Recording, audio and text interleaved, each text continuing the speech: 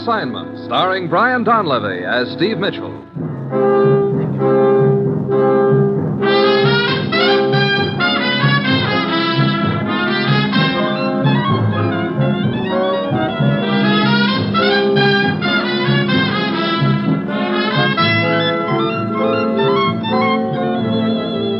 Yeah, danger is my assignment. I get sent to a lot of places I can't even pronounce. They all spell the same thing, though, trouble. But when I walk into the commissioner's office, I don't realize this assignment's going to wind up with me playing the little kid's game of King of the Mountain. The only difference is, in this game I'm playing, whoever loses gets killed.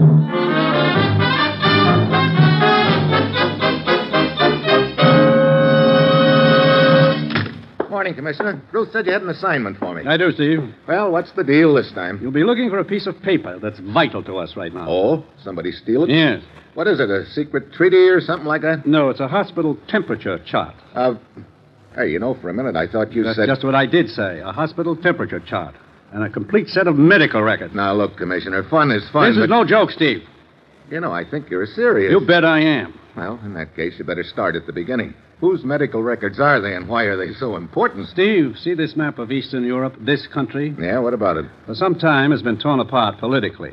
During the last few years, a popular leader has arisen who's been able to do the one thing nobody else has before him. To unite his country under a democratic form of government. You're talking about Karl Zandor? That's right. You have any idea where Xander is right now? Why, it seems to me I read that he was taking a vacation somewhere in the Austrian Alps. Steve, Karl Xander is a patient at the Whittington Clinic right here in the United States. What? Yes, it's been a very closely guarded secret, or rather it was, up until a few days ago. Wait a minute. You said there were some medical records stolen. Were they Zandor's records? Yes. How they found out Xander was in the clinic, we don't know, but they did. And hired a man to steal the records. We know the man's name, and we've got a description of it. But who'd want to steal medical records? Steve, Karl Xander is a very sick man. The specialists at the clinic are all agreed he'll pull through, but right now you'd never be able to tell that by looking at his medical records. I think I'm beginning to get it, Commissioner. Isn't there an election coming up in a couple of weeks in Zandor's country? That's right, Steve. Imagine what would happen if a highly organized minority in that country plastered copies of those medical reports all over the front page. They could make it look as if Xander was dying. That would cause the defeat of Xander's party.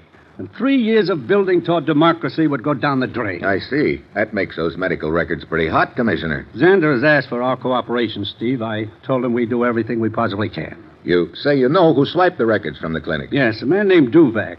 He posed as a grocery truck driver to gain admittance to the clinic. Any idea where Duvac is now? We think he's on a ship named the Southern Empress en route to the Portuguese colony of Macau on the China coast. Sort of taking a roundabout way, isn't he? Yes, and we think it's to cover his tracks. Well, can't you radio the skipper of the ship? No. This thing has to be kept absolutely quiet, Steve. So I'm elected to fly over to Macau and meet the boat, huh? Yes, and your plane leaves in 1 hour. You'll just barely make it to Macau before the boat loads. Any contacts over there who can help me? One, a Lieutenant Braga of the police. Steve, get over to Macau. Work with Braga. Intercept Duvac, and above all, get those records back. Well, that's it. You've got your assignment. Good luck.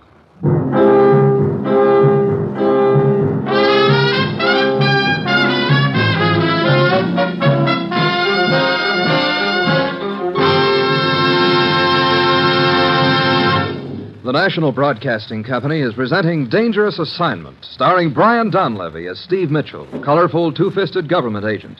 At all those places of the world where danger and intrigue walk hand in hand, there you'll find Steve Mitchell on another Dangerous Assignment.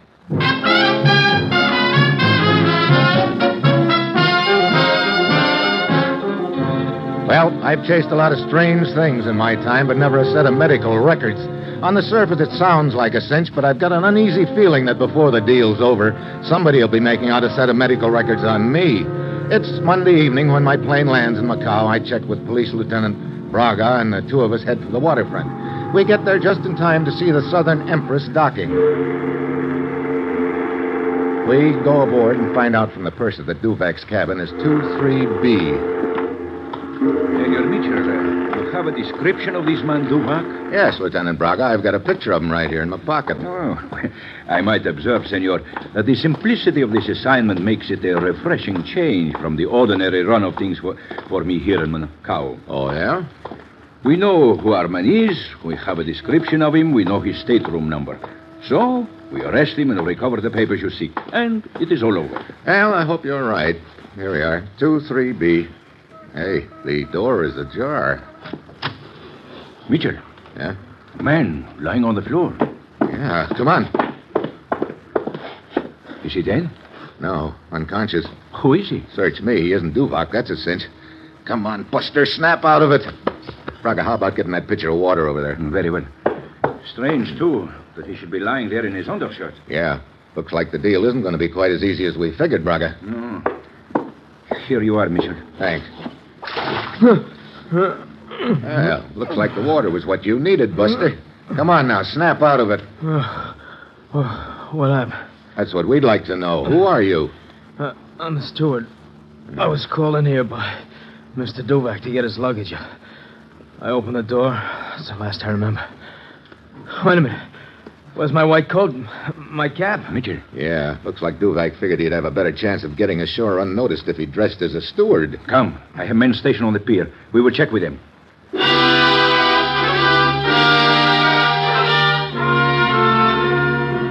But none of Braga's men remember seeing a man in a steward's uniform come ashore. Of course, he could have slipped by in the dark. Braga orders the whole area patrolled, but all of a sudden I get a different hunch.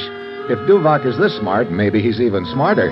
I go back aboard the Southern Empress and look up the captain, who's still up on the bridge. I'm afraid I don't understand, Mitchell. If this man Duvac has already slipped ashore in a steward's uniform, why... Maybe he has, Captain, but on the other hand, maybe that's what he wants us to think he's done. I see. Well, you have my permission to search the ship. Of course, that'll take quite a while. There's a lot of places where a man could hide. I know. That's why I'd like to stay up here on the bridge. What do you mean? Well, from here I can watch the side of the ship. Oh, you figure that he... Wait a minute. What is it? Seems to me I just saw something come out of one of those portholes down there. Oh, rather hard to see in the dark. Yeah. Want me to turn on the searchlight? No, not yet. Yes, I see it now. It's a rope dangling from the porthole. And somebody's starting to climb down it. Okay, Captain, hit that searchlight. Right. There he goes, climbing down the rope to the water. Duvac, hold it! Mitchell, he let go of the rope and dropped to the water. Yeah. What are you doing? I'm going after him, Captain. Keep that light on him. I dive for a spot a few feet away from Duvac. The water hits me like a hand across the face. When I come up, Duvac is swimming for the center of the channel. I take off after him. Start gaining. Half a dozen more strokes, and I've got him. Let go of me! Come on, Duvac. We're going back to the ship. No! Okay, you want to play rough? Now I'll oblige you. Let go! Let go! I jerk my head around just in time to see a tugboat bearing down on us. I try to get Duvac out of the way, but it's too late. Something awful heavy hits me a glancing blow on the side of the head, and all of a sudden, I've had it.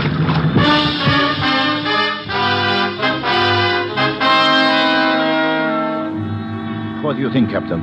I don't know, Lieutenant Braga. The tug didn't hit him square, sort of a glancing blow. Maybe...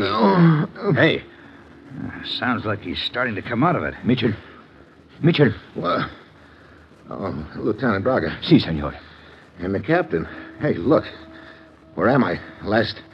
I remember I was in the water watching that tugboat climb my frame. You're back aboard ship, Mitchell. We fished you out just before you went under for the third time. Oh, well, thanks for the lift. Hey, what about Duvac? Duvac was not as fortunate as you, Mitchell. The tugboat hit him squarely. He was killed. Did you recover the body? See? But the papers you are after, the medical reports, they were not on the body. What, are you sure about that? Quite sure. We searched the corpse thoroughly. But that doesn't add up. Look, we know that Duvac had those papers and was trying to get them ashore. He slugged the steward and swiped his uniform to make it look like he was going ashore that way. See, and then he tried to leave the ship later by means of the rope down the side. Well, all this we know, Mitchell. But the fact remains, those papers were not on him. Well, I guess that leaves us two possibilities, Braga.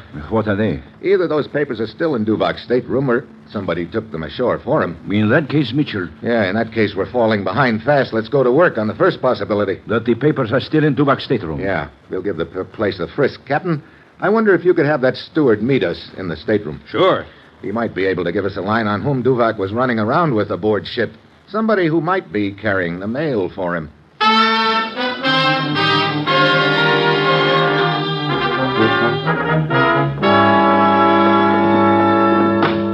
Well, it appears we may now throw out that first possibility, Mitchell. Yeah, we've gone over this stateroom like a vacuum cleaner, but we sure haven't turned up those papers. Come in. The captain said you wanted to see me, Mr. Yeah, I do, Stewart. Look, do you happen to know if the dead man, Duvac, was particularly friendly with any of the passengers? Well, I'm afraid I can't help you there. I don't... What is it? Wait a minute. Yeah, I just remembered. The woman. What woman? Well, an American, I believe. What's her name? Miss Barlow, I think. Who's Miss Barlow? Oh, one of the passengers. I remember seeing Mr. Duvac with her quite frequently the last few days. Happen to know if she smokes? Why, yes. Yes, she does. Why? We found a cigarette butt with lipstick in the ashtray. Oh, I see. You think this Miss Barlow is the person you're looking for? I don't know. Well, thanks, Stewart. Looks like we've got company. Oh, why, I'm sorry. I have made a mistake. Oh, who are you? Why, my name is Kessler, but I do not see that concerns you. Maybe it does. Are you looking for something or someone? Why, as a matter of fact, I was. A friend of mine. But it is obvious I have the wrong stateroom. I apologize. Yeah, I wonder if he did have the wrong stateroom or not. So do I. He happens to be a rather unsavory character, Mitchell. Oh, you know him? Yes, he operates a bar here in Macau. Well, it might be a good idea to keep an eye on him. Yes, it would not surprise me to find that he was involved. He may not have anything to do with it, but we're pretty short of leads right now, so we've got to follow up anything that looks even possible. I agree. I will have his bar watched. Good. In the meantime, I'll check with this Miss Barlow. I believe she's already left the ship, Mr. Mitchell. Oh, well, in that case, I'll try to locate her ashore. See if I can find out just how good a friend of Duvac she was.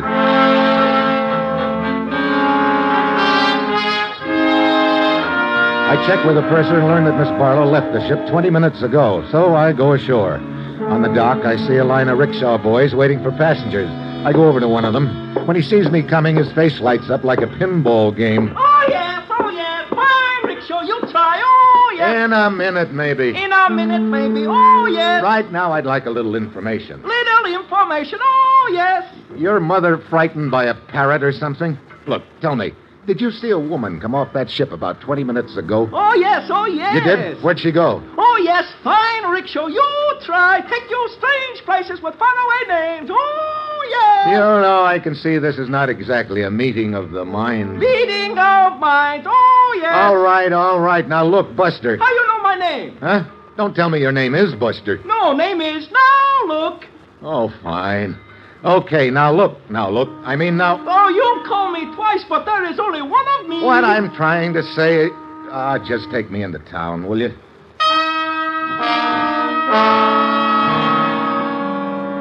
I check all the hotels in Macau and find out that Miss Barlow registered at the Splendida. I charge over there in my trusty rickshaw and learn that she's in the bar, so I go in and slide on the stool next to her. Well, say. Now, isn't that one?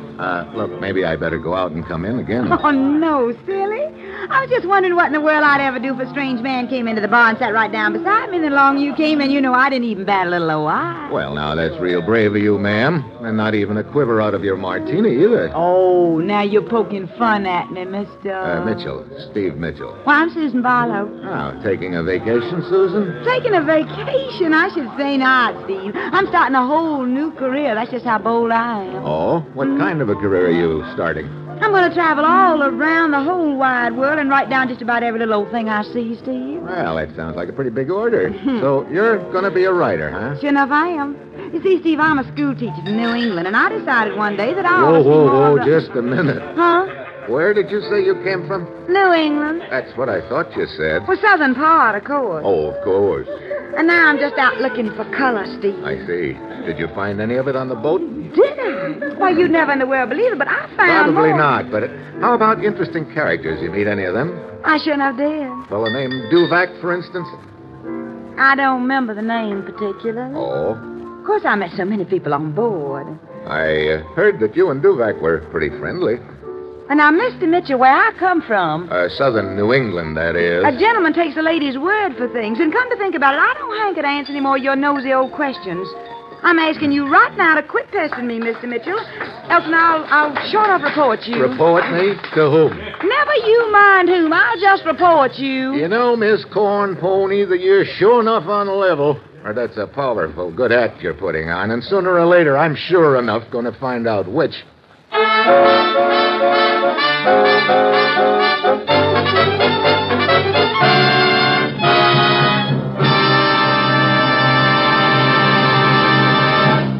chimes mean good times on NBC. There's adventure in the air tomorrow evening as NBC brings you another authentic story of the Texas Rangers. Joel McRae stars as a modern-day agent of the law. Times have changed, and the Rangers ride automobiles instead of cayuses, but they're still the same hard-bitten group riding down from the plains of Texas.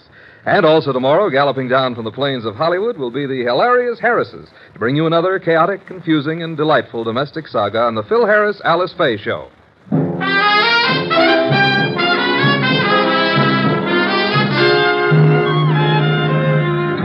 You are listening to Dangerous Assignment, starring Brian Donlevy as Steve Mitchell.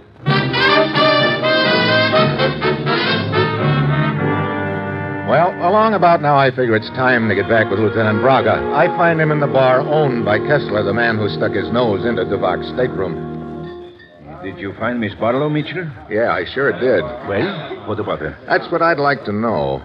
What do you mean? She's so phony, she must be legit. Phony, legit? Well, that sounds confusing. Well, if it does, it's because I am. You found out anything about this Kessler? No, and he does not seem to be here in his bar at the moment. Well, it's possible, of course, that Kessler doesn't have anything to do with the deal. He could have been telling us the truth. Maybe he really was looking for a friend and just wandered into Duvak's stateroom by mistake. Yes, that possibility, of course, has occurred to me, too. You know, I'm beginning to think that nothing about this deal makes sense, Braga. Look, Duvak swipes some pretty important medical records back in the States and takes off with them. He comes to Macau aboard the Southern Empress and then tries to make us think he sneaked ashore in a steward's uniform. But actually, he attempts to escape from the ship by means of the rope. Sure, and up to there it all figures. But when you fished his body out of the drink, the papers weren't on him, and they weren't in his stateroom either. Perhaps he had already passed them to a Confederate. Yeah. That's about the only possibility left, and this character, Kessler, would qualify as a good suspect, except for one thing. You mean if Duvak had somehow passed the papers to him, why did he come to Duvak's room? Yeah.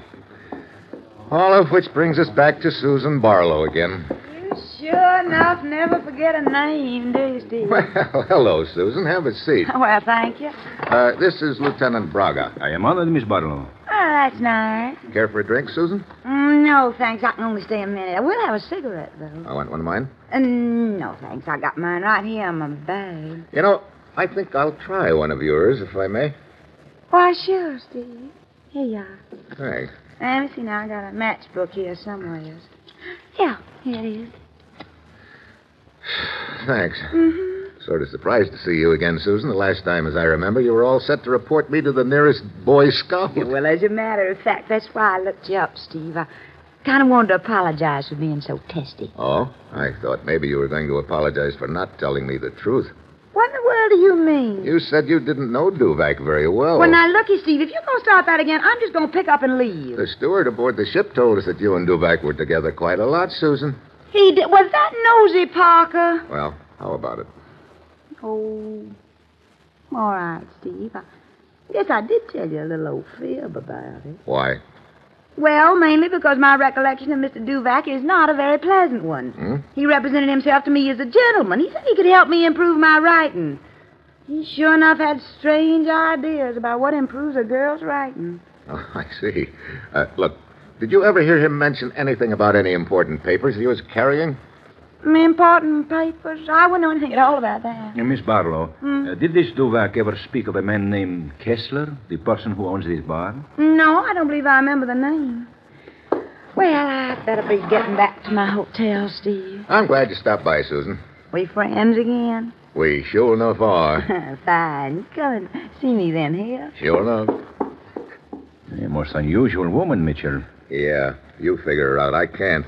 She batched those baby blue eyes and said she wouldn't know anything about any secret papers or a man named Kessler. She appears to be telling the truth. Yeah, you're exactly right. She appears to be. If she really is, that leaves us with just one lead, Kessler. Incidentally, where is he? Yes, it does seem strange that the owner of a bar would remain away from it for so long a time. I wonder if he could have skipped town with those papers. But how could he have gotten them in the first place? I don't know. But I think we'd better find out where he lives and drop in on him.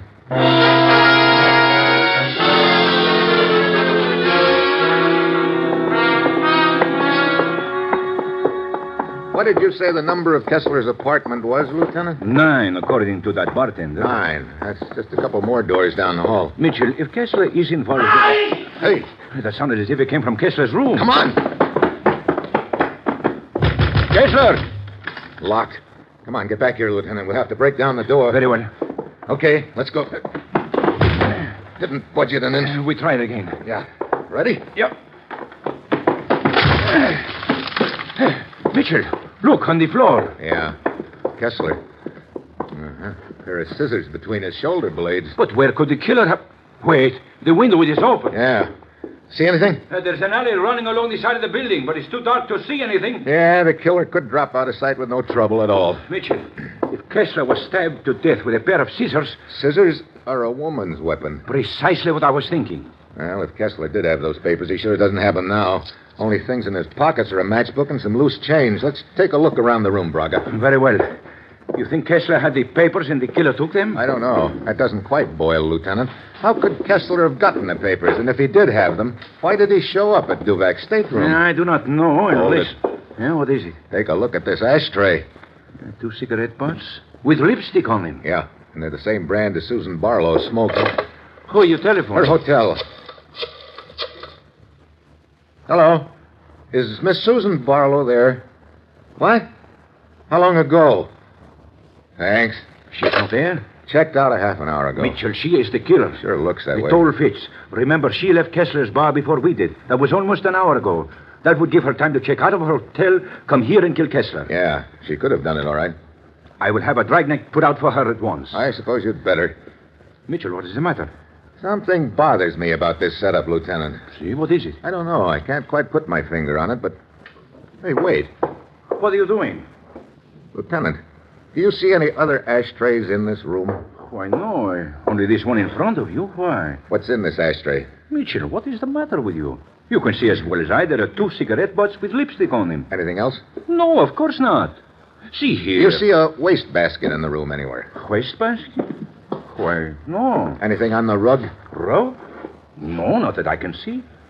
Mitchell, have you suddenly lost your mind? No, Lieutenant. Matter of fact, I think I've just found it. What are you talking about? You see, if you can locate Susan Barlow anyway, will you? I'm going on a little errand.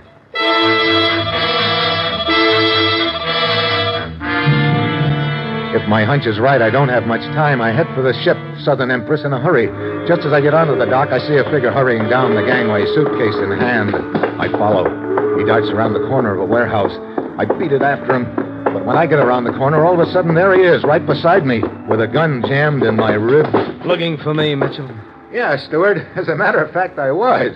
Looks like you found me. Get inside the warehouse. Okay. I think I've got it all pegged now, Stewart. Yeah? That's nice. Duvak realized it'd probably be tough for him to get those papers ashore. He knew Kessler was waiting for him, so he made a deal with you to take the papers to Kessler. Here's the door. Open it. You figured there'd be more dough in it for you if you kept the stuff, but Kessler knew you had it. That's why he came to Duvak's stateroom. That meant you had to knock him off, which you did a half an hour ago. Come on, Mitchell, inside. Hey, why bring me in the warehouse? Quieter. Besides, they won't find your body for days with all these crates stacked around. Well, that's a jolly thought. Now, I gotta hand it to you, Mitchell. Got it all figured out.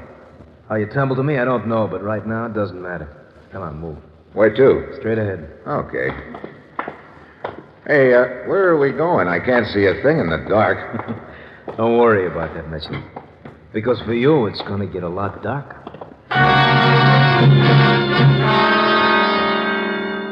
I stumbled along the warehouse, knowing that any moment he's going to pull the trigger. Then, as I'm feeling my way down the aisle between the crates, my hand brushes against something hanging on the edge of one of the crates. It's a cargo hook. I take hold of it, keeping it in front of me, and then, when we get to the next aisle, I suddenly whip around behind me and dive down the aisle. Fire! Fire! I'm halfway down the aisle by the time he gets his gun up. He's shooting blind. By now, I've got my own gun out of my pocket. I throw one down the aisle in his direction. Better call it a day, Stewart. You can't get out of here. I'm between you and the door. You want me to come after me, Mitchell?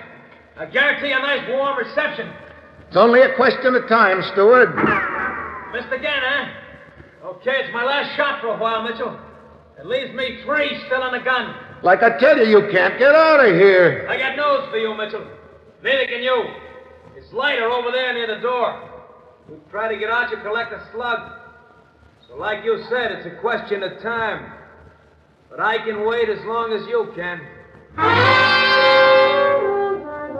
all of which is getting me nowhere. It sounds like a stalemate. Then I look up. A pile of crates is about 30 feet high, and it sounds like stewards on the other side. That gives me an idea. Maybe I need a bird's eye view of him. I start climbing quietly, and it's like going up one of those pyramids. I'm almost to the top when I hear a faint sound on the other side. Then I get it. The steward has the same idea. He's climbing, too. So it looks like we're going to play King of the Mountain. I flatten myself against the side of the top crate. After a few seconds, a dim figure comes into view. It's the steward holding his gun ahead of him. I hack at his wrist. You didn't need that gun anyway. That's right, I did. A knife, huh? Yeah. Come on. I didn't get your wrist locked soon enough. I just picked you. It's only a sample of what I got for you. Yeah? Well, here's a little something for you, kid. The crate! The crate! Oh, brother. I climb down. The steward's done for. I fish in his pocket and find the papers I've been chasing, and then I go outside. There's a figure near the gangway. When he sees me, he hurries over. Oh, it's Lieutenant Braga. Richard, are you all right? Yeah. I traced you here to the ship. The captain told me he had seen you following the steward down the dock. Yeah, speaking of following, did you locate Susan Barlow? Oh, yes. Hey, why did she check out of her hotel in such a hurry? So she could check in at another hotel? Huh? What other hotel? Your hotel? What? Yes. She told me she had decided that you and she were going to be, as she put it, sure enough, powerful friends. Oh, fine. And for this I get shot at, stabbed, and nearly drowned? But, Mitchell, what made you realize that the steward was behind all this? Well, when you and I first found that cigarette butt of Susan's in Duvak's stateroom, the steward was there. Remember? Yes, that is true, but... That gave him the idea. He probably had a chance to lift some out of her room when he was cleaning it. Then, when he killed Kessler, he used scissors and planted those cigarette butts in Kessler's room to make it look like Susan had done it. But how did you know they had been planted there? Susan used matches instead of a lighter. There was a matchbook in Kessler's pocket, no lighter. But there weren't any matches on the ashtray. Ah, yes. You see, if there'd been only one cigarette, it could have been brought in lighted, but the fact that there were two of them with no matches made it look a little phony to me. Ah, so it would appear that the steward overlooked the one small detail of the match, which might have made his plan succeed. Yeah, I guess you might say he was almost a match for us.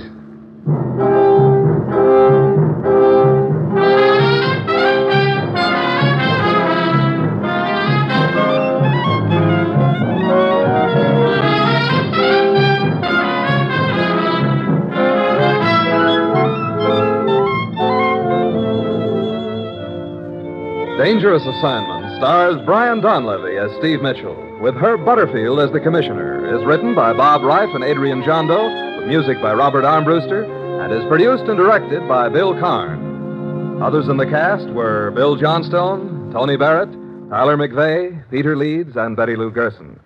Be with us again next week at this same time when Brian Donlevy, starring in the role of Steve Mitchell, will embark on another Dangerous Assignment.